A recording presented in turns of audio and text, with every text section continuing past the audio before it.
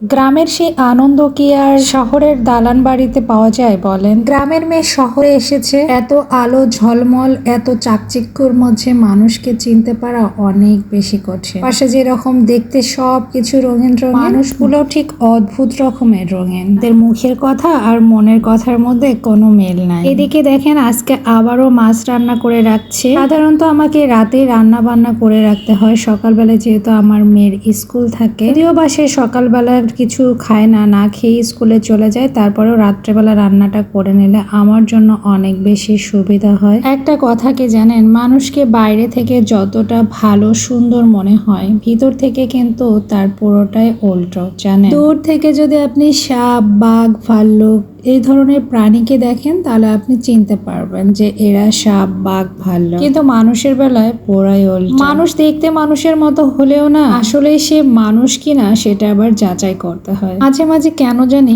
কেমন জানি হয়ে যায়, বুঝতেই পারে না মানুষ যে কত রকমের হতে পারে, চিন্তাও করে পারে না। এদিকে দেখেন আমার ছেলে বারবার বলতেছে সে নাকি সব কাজে সাহায্য করবে, আর এত বেশি চঞ্চল ইদানিং হয়েছে কি আর বলবো। আর কথার সঙ্গে তার দুরন্তপনার সঙ্গে আমরা পেরেই উঠি না। এদিকে মোটামুটি রান্না কষানো হয়ে গেছে, আমি ঝোল দিয়ে দিলাম, কিছুক্ষণের মধ্যে কিন্তু রান্না রেডি হয়ে যাবে। আর এর ভিতরে আজান যা করেছে জানেন, দেখলে একদম আপনাদেরও মাথা ঘুরে যাবে। আজান কি করলো সেটা দেখার জন্য প্রস্তুতি নেন। দেখছেন কতগুলো সব পেঁয়াজ রসুন সব ফেলা একদম ছিটাই দিয়েছে। এই রকম কাজে ও প্রতিদিনই করে, আর এগুলো আমাকে গুছাইতে গুছাইতে অনেক রাত হয়ে যায়। তো সবাই ভালো থাকবেন, আল্লাহ হাফেজ।